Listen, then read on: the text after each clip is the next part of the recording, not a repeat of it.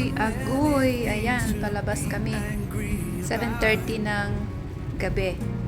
Pero maliwanag pa. Umuulan-ulan, tapos mainit-init dahil sa humid. Ganito dito sa Amerika, ang mga bahay ay malayo-layo, kaya kailangan mo talaga ng sasakyan. Ito. Ganyan, tingnan nyo. Hindi kaya sa atin. Akala mo nga, papunta ka lang ng Laguna eh. Nagpas ka ba? So, yung mga nagsasabi na sa Amerika, masanay kayo kung nandito na kayo. Hindi gaya dyan sa atin na malapit yung mga bahay-bahay. Kaya paglabas mo ng bahay, meron ka ng kwentuhan. Dito wala. Tahimik. Tapos paglabas mo, hindi mo naman kilala yung mga tao. Walang mga marites. Ay nako. Kaya pag yung mga gustong pumunta dito ng Amerika, masanay kayo. Yun ang ilagay ninyo sa isip ninyo na pagdating dito ay hindi talaga tulad ng sa atin. Maraming magkakwentuhan. Dito wala, sa bahay ka lang, malalabas ka kung mayroon kang bibilhin, kakain ka sa labas. Kasama siyempre yung kung sinong kasama mo. Ganun. Kaya dito tahimik, talaga napakatahimik. Ewan ko lang kung yung mga kagaya sa atin, di ba hindi tayo sanay sa mga ganitong sobrang tahimik talaga sa bahay, wala kang magkakwentuhan. Dito kasi puro trabaho. May kasama ka man sa bahay, hindi magkatugma yung ano ninyo, hindi magkatugma yung oras. So, ayan. Ito, tingnan mo, malayo-layo yung pupuntahan namin. Pupunta lang kami yan doon sa may bibilihin sa ano, at tapos pupunta yata kami dito sa, hindi pupunta pala kami yan sa Filipino store. So, ganyan. Malayo din yung Filipino store dito, yung grocery store para mga Filipino products ba? Asian products. So, ganito rito.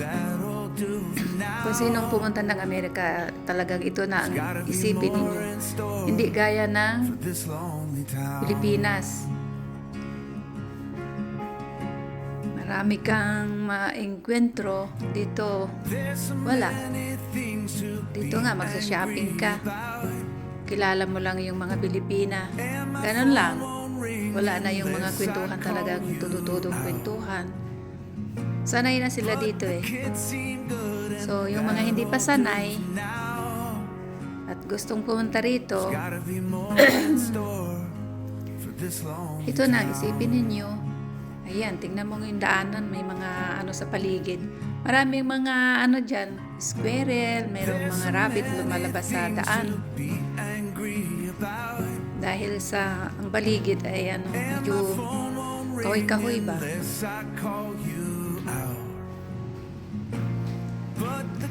Mahirap din ang buhay dito sa ano, sa Amerika.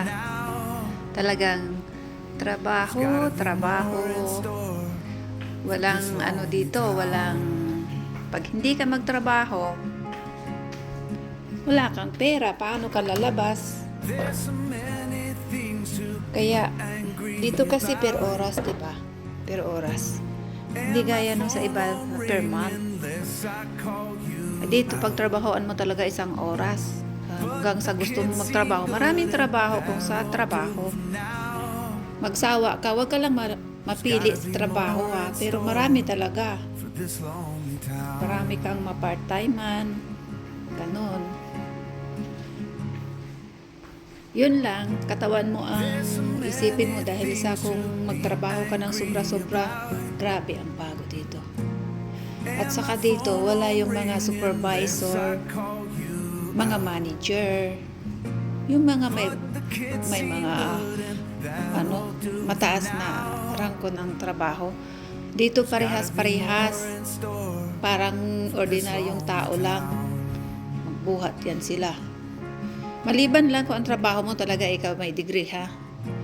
Doon ka sa opisina o yung ano. Pero kung ganito lang sa dito lang gaya namin, siyempre doon lang kami pasok lang kami sa mga department store.